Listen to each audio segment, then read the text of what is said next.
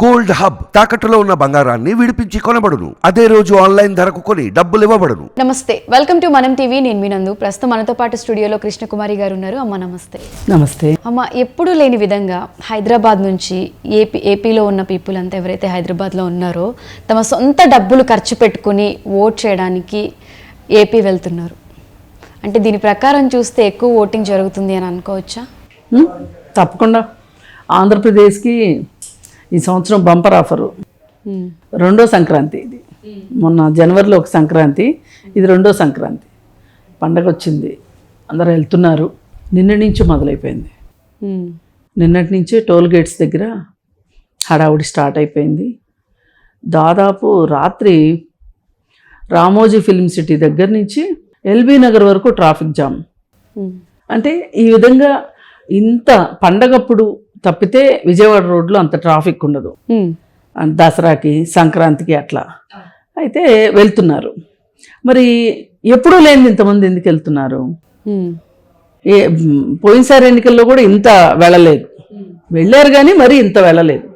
ఇప్పుడు సాఫ్ట్వేర్ పీపుల్లో ఒక రకంగా చంద్రబాబు నాయుడు అరెస్టు తర్వాత అంతకుముందు రాజకీయాల గురించి ఆలోచించిన వాళ్ళందరూ కూడా రాజకీయాల గురించి ఆలోచించడం మొదటిసారిగా మొదలెట్టారు. పల్లెటూర్లలో ఉండేవాళ్ళు, ఈ వ్యవసాయం చేసుకునేవాళ్ళు, సాయంకాలం పని పాట లేని యూత్ మాత్రమే రాజకీయాల గురించి మాట్లాడతారు అని అనుకునేవాళ్ళు. అంటే కాస్త ఖాళీ టైం దొరికినప్పుడు కూర్చుని మాట్లాడుకుంటారు. ఈ ఉద్యోగస్తులు వీళ్ళకి పెద్ద ఇంట్రెస్ట్ ఉండదు.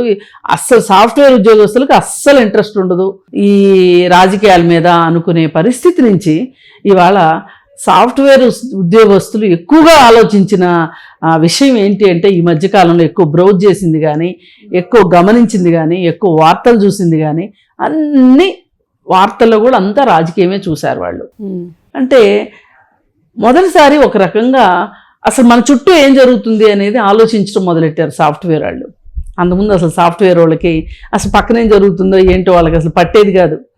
అలాంటిది ఆలోచించడం మొదలెట్టి ఎక్కడికక్కడ ఈ సాఫ్ట్వేర్ వాళ్ళు చంద్రబాబు నాయుడు అరెస్ట్ అయిన సందర్భంగా వాళ్ళు కొవ్వొత్తుల ప్రదర్శనలు చేయటం కావచ్చు, లేకపోతే ఒక రకం మీటింగులు, అంటే 4 రోడ్ల కూడల దగ్గర సర్కిల్స్ దగ్గర మీటింగులు పెట్టడం, అది మనం చూసాం.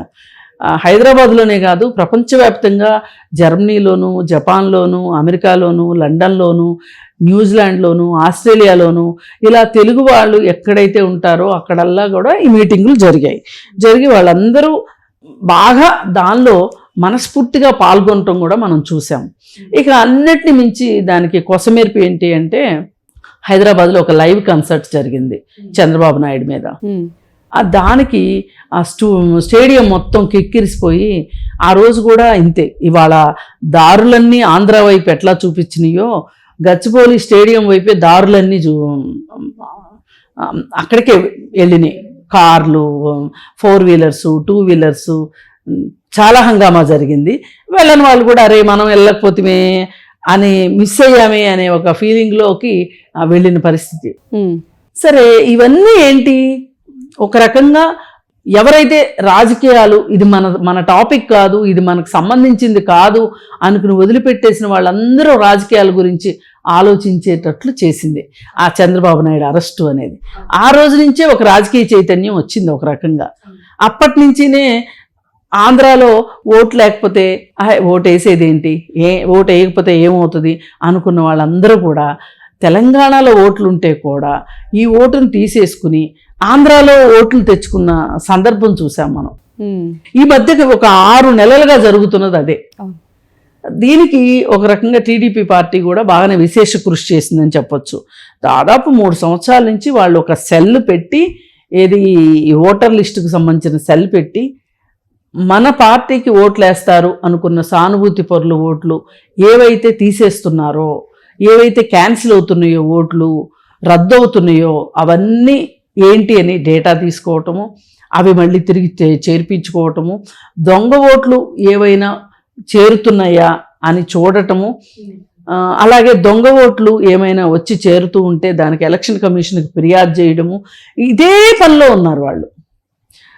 ఎందుకు చేశారు ఈ పని అని అంటే, వైసీపీ పార్టీ వాళ్ళు 2019 ఎలక్షన్స్లో ఎలక్షన్లకు ముందు తెలుగుదేశం ప్రభుత్వం అక్కడ ఆంధ్రప్రదేశ్లో ఉన్నప్పటికీ కూడా నియోజకవర్గానికి 10,000, 15,000, గరిష్టంగా 30,000 చేర్పించిన సందర్భం. అవన్నీ తర్వాత వీళ్ళు అసలు ఇక్కడ ఇన్ని ఓట్లు ఎలా వచ్చాయి వైసీపీకి అని చెప్పి చూసుకుంటే చాలా దొంగ ఓట్లు చేర్పించినవి ఉన్నాయి. పైగా ఈ బండారం ఎమ్మెల్సీ ఎలక్షన్స్లో మరీ బయటపడింది. ఎమ్మెల్సీ ఎలక్షన్స్లో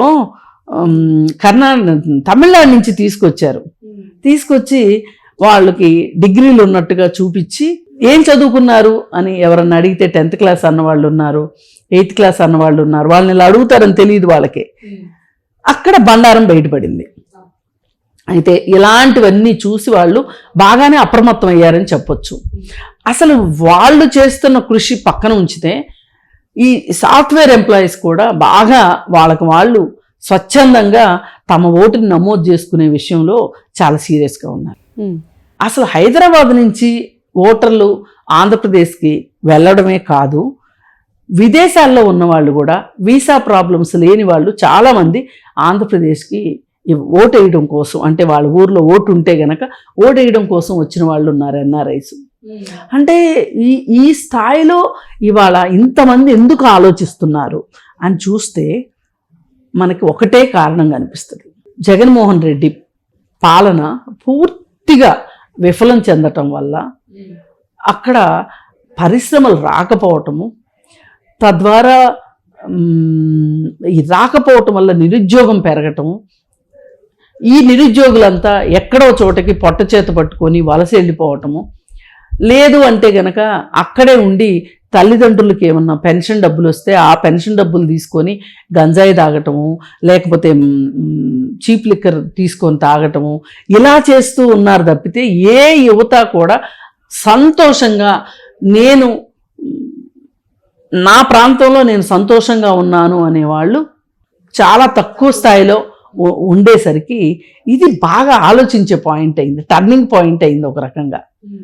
అలాగే మనకి ఒక పక్క ఆంధ్రప్రదేశ్ గురించి ఒక పాజిటివ్ కామెంట్ ఏంటి అంటే ప్రజల్లో కొనుగోలు శక్తి పెరిగింది అని. నిజమే, కొనుగోలు శక్తి పెరిగింది.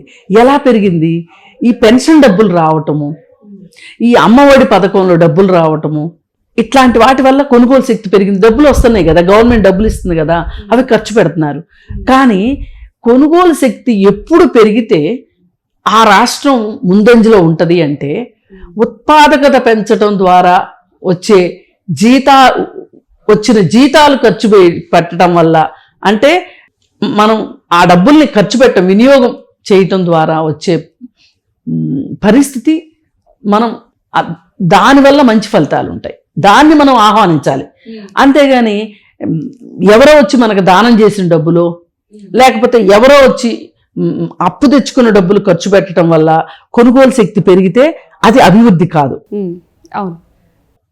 ఎలా ఉండాలి అంటే నేను జీతం సంపాదించుకోగలగాలి, నా జీతంతో నేను కొనుగోలు స్థాయిని పెంచుకోగలగాలి. అప్పుడు మాత్రమే అది నిజమైన అభివృద్ధి అవుతుంది. అంతేగాని ఇలా పథకాల ద్వారా వచ్చే డబ్బులతోటి కొనుగోలు స్థాయి పెంచుకుంటే ఆ రాష్ట్రం అప్పులు ఊబిలో కూరుకుపోతుంది. ఇప్పుడు ఆంధ్రప్రదేశ్లో జరిగింది అదే. ఇది జరిగేసరికి మామూలుగా ఆంధ్రప్రదేశ్ హైదరాబాద్ అంతా సాఫ్ట్వేర్ ఎగుమతులు చేయగలిగిన దానికి అనువైన ప్రదేశం కాదు. అక్కడ మనకున్న పరిస్థితులకి మనకేముంటుంది అని అంటే అక్కడ మనకు పోర్ట్ ఉంది, వ్యవసాయం ఉంది, చిన్న చిన్న పరిశ్రమలు ఉన్నాయి, ఆటోమొబైల్ పరిశ్రమలు ఉన్నాయి, మనకి ఆటో నగర్లు ఉన్నాయి. ఇట్లాంటి వాటి ద్వారా పనులు వస్తాయి. కానీ జరిగిందేంటి? పోర్టు 100% మనకున్న తీర ప్రాంతం ప్రకారం పోర్టులు డెవలప్ కాలా. చిన్న చిన్న పరిశ్రమలు అంటే ఎంఎస్ఎంఈ అంటారు, సూక్ష్మ పరిశ్రమలు అంటారు, చిన్న చిన్నవి, అవి రాలా. మరి వ్యవసాయం చూస్తే మనకేం చేస్తారంటే పంటల్లో ఇన్సూరెన్స్ ఉంటుంది, బీమా, రైతు బీమా ఉంటుంది, అది సక్రమంగా లేదు. అందుకని వ్యవసాయదారులు చాలా కష్టపడ్డారు. పైగా అట్ ద సేమ్ టైం ఎరువుల రేట్లు ఎక్కువ, పురుగు మందుల రేట్లు ఎక్కువ పెరిగిపోయినాయి. మరి ఇవన్నీ పెరిగినప్పుడు మనకి గిట్టుబాటు ధర కూడా పెరగాలి కదా, గిట్టుబాటు ధర పెరగలేదు. దీంతో రైతుల పరిస్థితి అస్తవ్యస్తంగా ఉంది. కొత్త పరిశ్రమలు రాకపోవటం వల్ల నిరుద్యోగం ఎక్కువ పెరిగింది.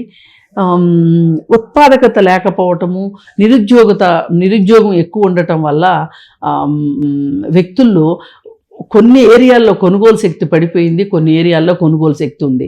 ఆ కొనుగోలు శక్తి కూడా ఈ పథకాల ద్వారా వచ్చే డబ్బులు ఖర్చు పెట్టడం వల్ల మొత్తం రాష్ట్రం పరిస్థితి ఇవాళ ఆర్థిక ఎమర్జెన్సీ పెట్టాల్సినంత అవసరంలో ఇవాళ ఆంధ్రప్రదేశ్ ఉన్నది అంటే ఆశ్చర్యపోవక్కర్లేదు. ఓ పక్కన మనకి పోలవరం మనం కంప్లీట్ చేసుకోలేకపోయాం. పోలవరం గనక కంప్లీట్ అవితే గనక రాష్ట్రం మొత్తానికి గోదావరి నీళ్లు అందించవచ్చు, 3 పంటలు పండించుకోవచ్చు. ఇలా చాలా ఆశలతోటి మనం పోలవరం పోలవరం మన జీవనాధారం అనుకునే పరిస్థితి వచ్చింది. మరి ఈ జీవనాధారాన్ని, ఈ జీవనాడిని సంపాదించుకోలేకపోవడం అనేది ఆంధ్రప్రదేశ్కి వాళ్ళ బిగ్ ఫెయిల్యూర్. దీనికి జగన్మోహన్ రెడ్డినే కారణంగా అనుకుంటున్నారు. అందుకే ప్రజలు ఎక్కువ ఓటింగ్కి వెళ్ళటానికి సిద్ధపడుతున్నారు. అంటే 2019తో కంపేర్ చేసుకుంటే ఈ బ్యాలెట్ ఓటింగ్ అనేది 2-3 lakhs వరకు ఉండేది. ఇప్పుడు 5 lakhs వరకు అనేది అందరి అంచనా. సో ఇవన్నీ రీజన్స్ వల్లే ఇవన్నీ జరుగుతున్నాయి అనుకోవచ్చు. అంతేగా మరి. ఉద్యోగస్తుని చాలా ఇబ్బంది పెట్టాడు జగన్మోహన్ రెడ్డి. చాలా అంటే అసలు వాళ్ళు మాయ చేశాడు. మామూలుగానే ఉద్యోగస్తులు చదువుకుని కాంపిటేటివ్ ఎగ్జామ్స్ రాసి ఉద్యోగం సంపాదించుకుంటారు. అంటే ఒక క్రిమి లేయర్ కింద లెక్క కదా వాళ్ళు. అలాంటి వాళ్ళని బురిడి కొట్టించాడు. మీకు ఫిట్మెంట్ పై పెంచుతానన్నాడు, మీకు డిఏ పెంచుతానన్నాడు, మీకు పాత సిపిఎస్ తీసుకొస్తానన్నాడు, కొత్త సిపిఎస్ రద్దు చేస్తానన్నాడు. ఇలా రకరకాల విషయాలు చెప్పాడు.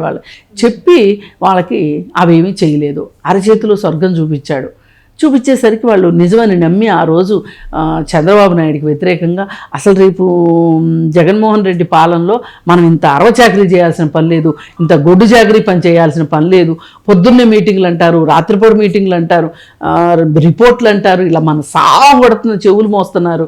మనం అసలు ఇలాంటి పరిస్థితి లేకుండా ఉండాలి అంటే కనుక మనకి కాస్త మన గురించి పట్టించుకునే జగన్మోహన్ రెడ్డి కావాలి అని అనుకుంటే వచ్చిన తర్వాత పరిస్థితి చూస్తే అంతకుముందు కాలర్ పుచ్చుకుని అడిగే పరిస్థితి ఉన్న ప్రభుత్వ ఉద్యోగులు ఇవాళ కాళ్ళు పట్టుకుంటే కూడా పనులు జరగని పరిస్థితికి వచ్చేసరికి ఇంకా వాళ్ళకి అర్థమైపోయింది ఇది కాదు అని. దాదాపు 15 రోజుల నుంచి పోస్టల్ బ్యాలెట్కి అప్లై చేసుకుంటున్న వాళ్ళు కూడా చాలా ఎక్కువ మంది ఉన్నారు.